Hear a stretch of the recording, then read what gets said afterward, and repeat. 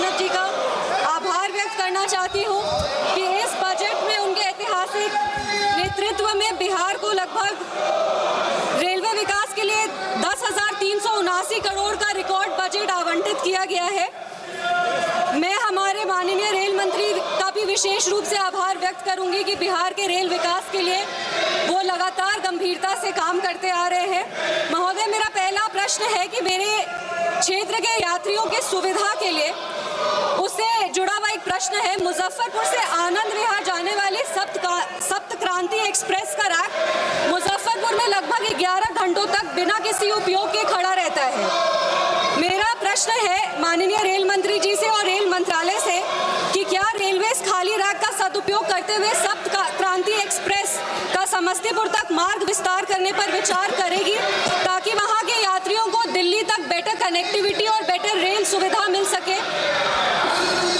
माननीय अध्यक्ष जी, माननीय सांसद महोदया ने बहुत ही महत्वपूर्ण प्रश्न रखा है और जिस तरह से माननीय प्रधानमंत्री श्री नरेंद्र मोदी जी ने पूरे देश में रेलवे के विकास के लिए रिकॉर्ड बजट एलोकेशन किया है, उसका लाभ भी बहुत मिला है। जैसा कि माननीय अध्यक्ष जी, रेलवे गरीबों की और मध्यम वर्ग की सवारी है और ये जो इन्वेस्टमेंट पिछले कुछ वर्षों में, पिछले एक दशक में हुआ है, उसका लाभ देश भर में रेलवे का सभी गरीब से गरीब व्यक्ति को और मध्यम वर्ग के परिवारों को मिल रहा है।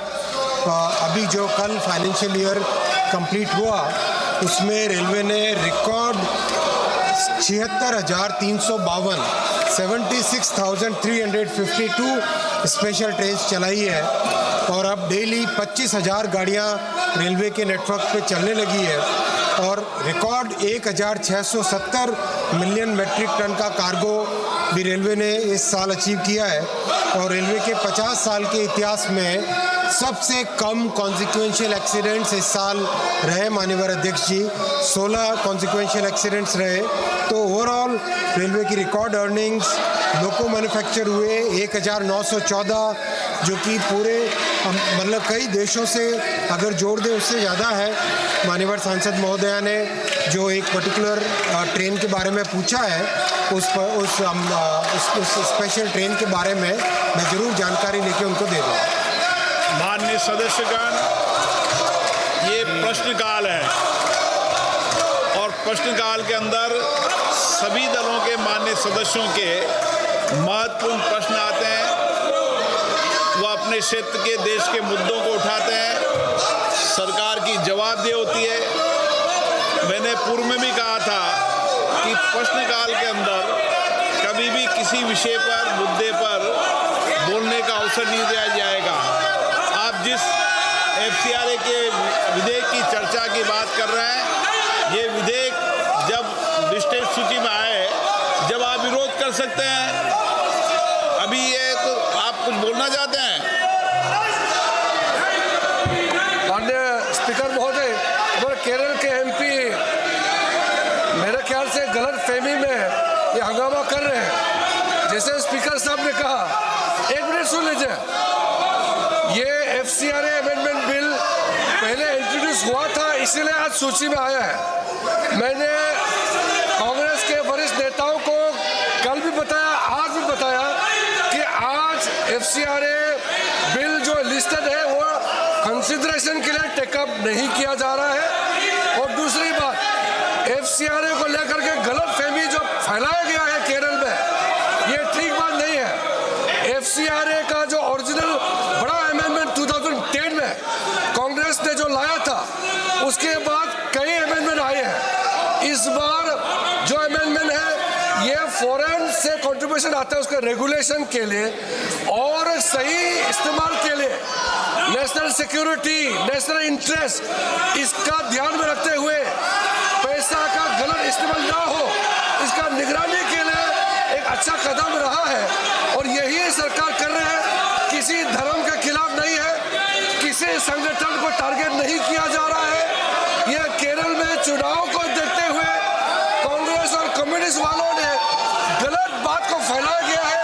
The Congress and communist party are misleading the people of Kerala about the FCRA, which is not correct. Please don't mislead the House. Please don't mislead the people of Kerala for the sake of election. सदन की कार्रवाई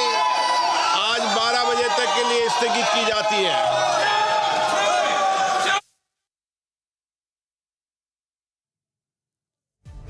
FCRA ബില്ലിൽ പാർലമെന്റിൽ പ്രതിപക്ഷത്തിന്റെ വലിയൊരു പ്രതിഷേധം നടക്കുകയാണ്. 12 മണി വരെ സഭ നിർത്തിവെച്ചിരിക്കുകയാണ്. വിവരങ്ങളുമായി ആന്റണി ജോർജ് ആണ് ചേരുന്നത്. ആന്റണി, ഇപ്പോൾ ഇന്ന് ഈ ഒരു വിഷയം, ഈ ഒരു ബില്ല് ഇന്ന് ചർച്ച ചെയ്യില്ല എന്നൊരു വിവരം ലഭിച്ചിരുന്നു. ഇപ്പോഴിതാ പാർലമെന്റിൽ വലിയ രീതിയിൽ പ്രതിഷേധം തുടരുകയാണ്. ഇപ്പോഴിതാ സഭ നിർത്തിവെച്ചിരിക്കുകയാണ്. കൂടുതൽ വിവരങ്ങൾ എന്തൊക്കെയാണ്? തീർച്ചയായും ഈ വിദേശ സംഭാവന നിയന്ത്രണ നിയമ ഭേദഗതി ബില്ലിനെതിരെ പാർലമെന്റിനകത്തും പ്രതിഷേധം ശക്തമാക്കുകയാണ് പ്രതിപക്ഷം എന്നുള്ളതാണ്. പാർലമെന്റ് നടപടികൾ തുടങ്ങിയ ഘട്ടത്തിൽ തന്നെ പ്രതിപക്ഷം അംഗങ്ങൾ സ്പീക്കറിന് ഡയസിന്റെ മുന്നിലേക്ക് എത്തുന്ന ഒരു കാഴ്ച ഉണ്ടായി. നടുത്തളത്തിലേക്ക് ഇറങ്ങി അവർ മുദ്രാവാക്യം വിളികളും പ്ലക്കാർഡുകളുമായാണ് പ്രതിഷേധിച്ചത്.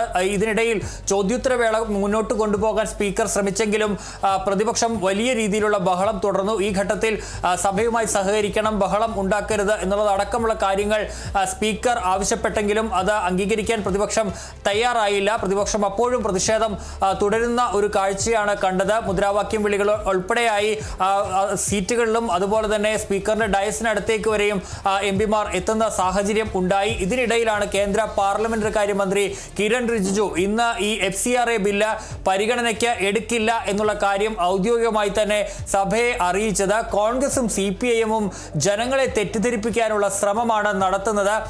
ഇത്തരത്തിൽ സഭകളെയും അതുപോലെ തന്നെ സഭയെയും ജനങ്ങളെയും തെറ്റിദ്ധരിപ്പിക്കുന്നു. തെരഞ്ഞെടുപ്പ് മുന്നിൽ കണ്ട്, അല്ലെങ്കിൽ കേരളത്തിൽ തെരഞ്ഞെടുപ്പ് നടക്കുന്നതിന്റെ ഭാഗമായുള്ള രാഷ്ട്രീയ നീക്കമാണ് ഇരുവരും നടത്തുന്നത് എന്നുള്ള ആരോപണവും കിരൺ റിജിജു ഉന്നയിക്കുകയും ചെയ്തു. ഏതായാലും പാർലമെന്റിൽ ഇന്ന് ഈ FCRA ബില്ല് പരിഗണനയ്ക്ക് എടുക്കില്ല എന്നുള്ള കാര്യം ഇപ്പോൾ സഭയ്ക്കകത്ത് തന്നെ കേന്ദ്ര പാർലമെന്ററി കാര്യമന്ത്രി വ്യക്തമാക്കുകയും ചെയ്തിരിക്കുന്നു. ഏതായാലും പ്രതിഷേധം ശക്തമായി തന്നെ തുടരുകയാണ്. നിലവിൽ പ്രതിപക്ഷത്തിന്റെ ഭാഗത്ത് നിന്ന് സഭ 12 മണിവരെ നിർത്തിവെക്കുകയും ചെയ്തിട്ടുണ്ട് എന്നുള്ളതാണ് ഇപ്പോൾ നമുക്ക് കാണാൻ കഴിയുന്ന ഒരു കാര്യം. രാജ്യസഭയിലും വലിയ രീതിയിലുള്ള പ്രതിഷേധം ഉണ്ടായി. ഏതായാലും ഇപ്പോൾ ലോക്സഭാ നടപടികൾ 12 മണിവരെ നിർത്തിവെച്ചിരിക്കുകയാണ്. ഇനി 12 മണിക്ക് സഭാ നടപടികൾ തുടങ്ങുമ്പോഴും ഒരുപക്ഷെ സമാനമായ പ്രതിഷേധം തന്നെ ഉണ്ടാകാനുള്ള സാധ്യത തന്നെയാണ് കാണുന്നത്. ഏതായാലും നേരത്തെ ലോക്സഭയ്ക്ക് പുറത്തും ഇന്ത്യ സഖ്യം എംപിമാരുടെ നേതൃത്വത്തിൽ ഈ FCRA ബില്ലിനെതിരെ വലിയ രീതിയിലുള്ള പ്രതിഷേധം നടത്തിയിരുന്നു. അതിന് പിന്നാലെയാണ് അവർ അകത്തേക്ക് കയറിയതും അകത്തും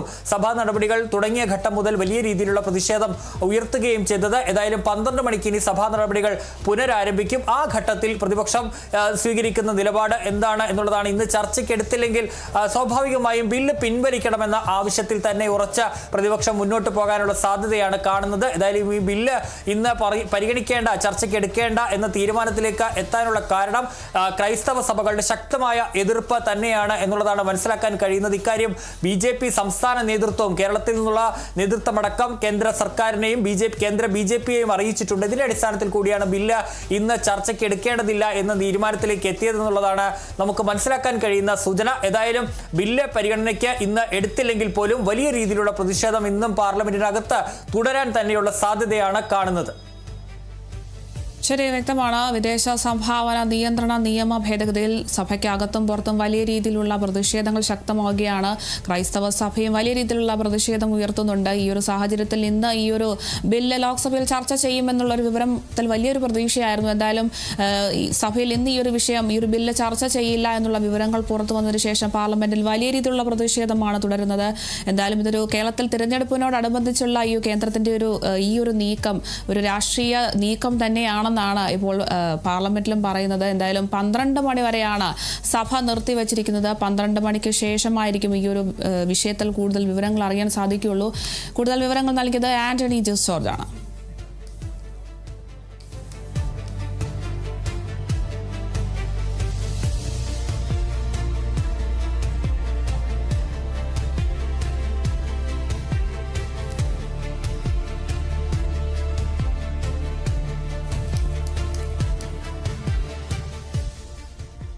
അതേസമയം പുറത്തും പ്രതിപക്ഷ എംപിമാർ സഭയുടെ പുറത്തും പ്രതിഷേധിച്ചു. ദൃശ്യങ്ങളിലേക്ക്.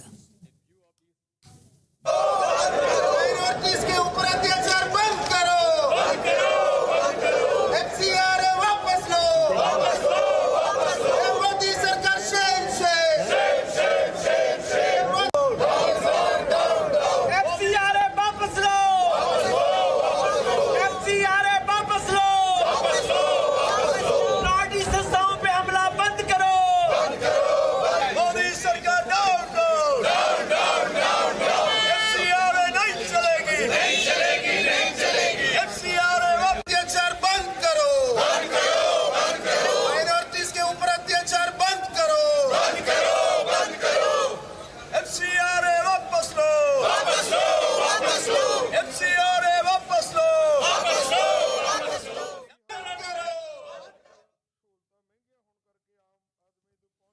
മറ്റു വാർത്തകളിലേക്കാണ്. ലൈംഗിക അതിക്രമ കേസിൽ റിമാൻഡിലായ സംവിധായകൻ രഞ്ജിത്തിനെ